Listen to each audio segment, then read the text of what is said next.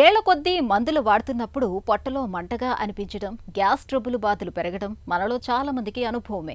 అయితే కొంతమందికి పొట్టలో బాధలతో పాటు నోటిలో కూడా సమస్యల తాకిడి పెరుగుతూ ఉంటుంది. ముఖ్యంగా చిగుళ్ల వాపు, చిగుళ్ల నుంచి రక్తం కారడం, నోరంతా పొడారిపోవటం, నాలుక మంటగా అనిపించడం వంటి ఇబ్బందులు ఎదురవుతూ ఉంటాయి. ఇలాంటి పరిస్థితిని డాక్టర్లు డ్రగ్ ఇండ్యూస్డ్ జింజివైటిస్ అని పిలుస్తారు. మందుల వాడకంతో తలెత్తే చిగుళ్ల సమస్య గురించిన పూర్తి వివరాల్ని డాక్టర్ని అడిగి ఇప్పుడు తెలుసుకుందాం.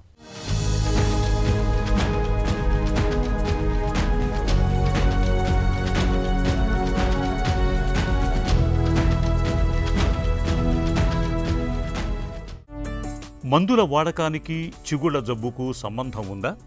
నోట్లో మనకేంటంటే మనకు మందుల వల్లే కాదు, మనకి ఇతర జబ్బులు ఉన్నా కూడా మన నోట్లో మనం చూసినట్టయితే మనకు తెలిసిపోతుంది అనమాట. సో అలాగే కొన్ని కేసెస్లో, కొన్ని స్పెసిఫిక్ కేసెస్లో స్పెషల్గా మనం చూసినట్టయితే ఈ యాంటీ ఎపిలెప్టిక్ డ్రగ్స్ అంటే సీజర్స్, ఫిట్స్ వస్తాయి చూడండి, అవి అలాంటివి ఆ యాంటీ ఎపిలెప్టిక్ డ్రగ్స్ చాలా లాంగ్ టైం తీసుకుంటారు. అలాంటప్పుడు మనకి చిగుల్లో వాపు అనేది కనిపిస్తుంది. అలాగే బీపీకి సంబంధించిన కొన్ని మందులు ఉంటాయి, అవి తీసుకున్నప్పుడు కూడా మనకి కొన్ని స్పెసిఫిక్ మందులతో మనకి ఈ చిగుల్లో వాపు అనేది మనం చూస్తూ ఉంటాం. సో ఇలాగా వేరే వేరే మాత్రల వల్ల మనకి చిగులో మనకి జబ్బులు అనేది, చిగులో జబ్బులు కావచ్చు, లేదంటే డ్రగ్ ఇండ్యూస్డ్ అంటే మనకి ఇన్ఫెక్షన్ వల్ల ఒకటి ఉంటుంది, రెండోది ఏంటంటే ఈ మాత్రలు తీసుకోవడం వల్ల ఒకటి ఉంటుంది. సో అవి మనకు కనిపిస్తూ ఉంటాయి. ఎలాంటి మందులతో చిగుళ్లకు ముప్పు ఎక్కువగా ఉంటుంది? మనం చూసినట్టయితే ఈ యాంటీ ఎపిలెప్టిక్ సీజర్స్, ఫిట్స్ ఉన్న వాళ్ళలో మనకి యాంటీ ఎపిలెప్టిక్ డ్రగ్స్ కొన్ని మనం ఎక్కువగా వాడతారు. అలాంటప్పుడు వాళ్ళలో ఈ చిగుళ్ళ వాపు అనేది ఎక్కువగా కనిపిస్తుంది. అలాగే రెండోది మనకి ఈ యాంటీ బీపీకి తీసుకునే మాత్రలు, యాంటీ హైపర్టెన్సివ్ డ్రగ్స్ ఉంటాయి, కాల్షియం ఛానల్ బ్లాకర్స్ ఉంటాయి. వీటితో కూడా చిగుల్లో పెరిగిపోయే అవకాశం ఎక్కువగా ఉంటుంది, చిగుల్లో వాపు అనేది. రెండోది కొన్ని కేసెస్లో నోట్లో మనం ఏంటంటే చిగుల జబ్బే కాకుండా మనకేంటంటే చిగులో డ్రై మౌత్ అయ్యే అవకాశం ఉంటుంది. కొంతమంది డయూరెటిక్స్ వాడుతూ ఉంటారు, కొన్ని యాంటీ సైకాటిక్ డ్రగ్స్, నరాలకు సంబంధించిన కొన్ని మాత్రలు వాడుతూ ఉంటారు.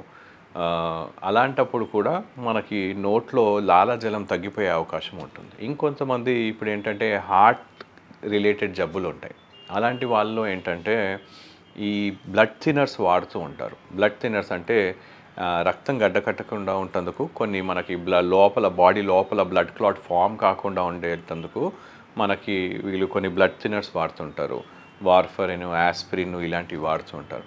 అలాంటప్పుడు చిన్న చిగులో కొంచెం ఇరిటేషన్ అని కూడా బ్లీడింగ్ తొందరగా స్టార్ట్ అయిపోయే అవకాశం ఉంటుంది. సో చిగుల్లో నుండి రక్తం కారటం, తొందరగా రక్తం కారటం, ఇలాంటి అన్ని మన జబ్బులు కూడా మనం చూస్తూ ఉంటాం. సో ఇవన్నీ కూడా డ్రగ్ రిలేటెడ్ అనమాట. కొంతమంది ఇమ్యూనోసప్రెసెంట్స్ అంటే పోస్ట్ క్యాన్సర్ కానీ లేదంటే ట్రాన్స్ప్లాంట్ చేసుకున్న వాళ్ళు కూడా ఇమ్యూనోసప్రెసెంట్స్ తీసుకుంటుంటారు. అలాంటప్పుడు కూడా మనకేంటంటే నోట్లో లాలాజలం తగ్గిపోతూ ఉంటుంది. బీపీ, షుగర్ మందులతో చిగుళ్ల సమస్యలు వస్తాయా? కొన్ని కేసెస్లో ఏంటంటే షుగర్కి సంబంధించిన మాత్రలు, అలాగే బీపీకి ఉన్న డయూరిటిక్స్ అని కూడా ఇస్తారు కొన్నిసార్లు బీపీ కంట్రోల్ చేయడానికి. అలాంటప్పుడు లాలాజలం తగ్గిపోతుంది. లాలాజలం తగ్గిపోయినప్పుడు కూడా మన నోట్లో ఉండే ఈ లాలాజలంలో ఏంటంటే రోగ నిరోధక శక్తి ఉంటుంది, ఇమ్యూనోగ్లోబులిన్స్ ఉంటాయి. ఇవేంటంటే మనకి చిగుల్లో ఇన్ఫెక్షన్ రాకుండా, పంటిలో ఇన్ఫెక్షన్ రాకుండా కాపాడుతుంటాయి. అవి కూడా తగ్గిపోయే అవకాశం ఉంటుంది. సో అలాంటప్పుడు చిగుల్లో ఇన్ఫెక్షను, పంటిలో పిప్పే పళ్ళు రావటం, ఇలాంటివన్నీ చూస్తూ ఉంటాం.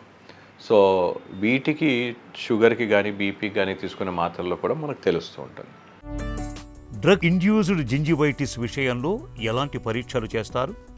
మనకి ఇరిటెంట్ అంటే పంటి చుట్టూ, ఇప్పుడు చిగుల్లో వాపు ఉన్నట్టయితే పంటి చుట్టూ మనకి ఏమైనా ఇరిటేషన్ కానీ అలాంటిది ఉందా, మన గారా కానీ లేదంటే ప్లాక్ కానీ అలా ఉండి దానివల్ల మనకు చిగుర్లో ఇన్ఫెక్షన్ ఉందా అనేది మనం చూస్తాం. రెండోది ఆ చిగుర్లో వాపు అనేది మనకి జింజావల్ ఎన్లార్జ్మెంటు జింజివైటిస్ అనేది మనకి వాపు అనేది మెత్తగా ఉందా, దాని నుండి రక్తం కారుతుందా, లేదంటే జస్ట్ చిగురు వాపు పెద్దగా పెరిగిపోతుందా అనేది చూస్తాం. కొన్ని కేసెస్లో మనకి జస్ట్ కన్ఫర్మేటరీ కోసం బ్లడ్ టెస్ట్లు చేసి కూడా మనకి బ్లడ్లో ఉన్న వేరే ఈ మాత్రలు, మెడిసిన్స్ ఏమున్నాయనేది చేసేసి మార్కర్స్ని గుర్తించే అవకాశం కూడా ఉంటుంది. డ్రగ్ ఇండ్యూస్డ్ జింజివైటిస్కి చికిత్స ఎలా? సాధారణంగా ఈ డ్రగ్ ఇండ్యూస్ జింజివైటిస్ కేసెస్లో లేదంటే డ్రగ్ ఇండ్యూస్ జింజావల్ ఎన్లార్జ్మెంట్ అని అంటాం. సో అలాంటి కేసెస్లో మనం లేజర్ చికిత్స వాడుతూ మనం చికిత్స చేస్తాం. దీంతో ఏంటంటే లేజర్స్ వాడినప్పుడు మనకి ఎక్కడి నుండి మనకి ఇది వస్తుందో మనము లేజర్స్ ద్వారా దానికి ఎక్సెస్ భాగాన్ని, ఆ చిగురు బాగా పెరిగిపోయిన ఎక్సెస్ ఎన్లార్జ్మెంట్ భాగాన్ని మనము లేజర్తో ఎగ్జాక్ట్గా మనకు ఎంత కావాలో అంత తగ్గియడం. దాంతోపాటు మనము ఆల్టర్నేటివ్ మెడిసిన్స్ అంటే మనకి ఈ ఎపిలెప్సీ కేసెస్లో లేదంటే సీజర్స్ కేసెస్లో లేదంటే బీపీ కేసెస్లో ఆ మాత్రలకి ఆల్టర్నేటివ్ మాత్రలు వాడటం, ఇలాంటివి చేసి మనం డీప్ క్లీనింగ్ చేసినట్టయితే అంటే లేజర్ క్యూరేటాజ్తోని లేజర్ జింజివెక్టమీ చేస్తాం. దాంతోపాటు మాత్రలను మార్చినట్టయితే మనకి ఉన్న ఇన్ఫెక్షన్స్ అనేది తగ్గిపోతుంది. మందుల వాడకంలో తలెత్తే చిగుళ్ల సమస్యల్ని ఎలా నివారించుకోవాలి? ఇలాంటి మాత్రల వల్ల మనకి చిగుళ్ళ వ్యాధి కానీ జింజివైటిస్ వస్తుంది కాబట్టి మనం మన ఫిజిషియన్స్తో సంప్రదించి ఆ మాత్రల్ని మార్చుకోవటం, దీంతోపాటు మన నోటి పరిశుభ్రత బాగా మెయింటైన్ చేయడం చాలా ముఖ్యం. స్పెషల్లీ ఈ కోమార్బిడిటీస్ ఉన్నవాళ్ళు, కోమార్బిడిటీస్ అంటే ఈ మధుమేహమే కానీ బీపీ కానీ కిడ్నీ డిసీజ్ కానీ ఇలా ఉన్న వాళ్ళు కొన్నిసార్లు రెగ్యులర్గా దంతవైద్యం సంప్రదిస్తే మనము క్లీన్గా శుభ్రపరిచి అలాంటి సమస్యలు రాకుండా మనం చూసుకోవచ్చు. చాలా కాలంగా మందులు వాడుతున్నప్పుడు వాటి మూలంగా కొద్దో గొప్ప దుష్ఫలితాలు కనిపించడం సహజమే. చిగుళ్లలో వాపు, నోటిలో సమస్యలు కనిపిస్తున్నప్పుడు డాక్టర్ సలహా మేరకు మందుల మోతాదులు మార్పించుకోవటం, అవసరమైతే వేరే రకం మందులు వాడుకోవటం మేలు.